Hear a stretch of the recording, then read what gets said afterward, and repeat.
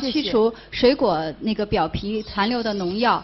什么方法呢？就是用面粉水来洗。你把那个水里头放一点面粉，再把那个水果放进去，泡上10分钟以后，基本上它就可以溶解这些农药的残留了。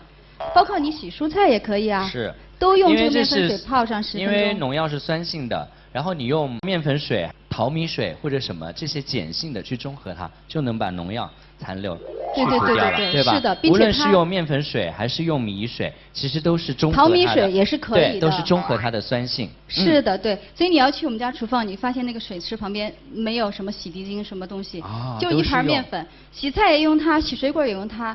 洗碗也用它，这倒是真的。我是不用洗洁精的，因为洗洁精那个界面活性剂是很容易残留在这个餐具上的。那如果你用面粉来洗的话，洗得又干净，你又不用担心有任何的农药。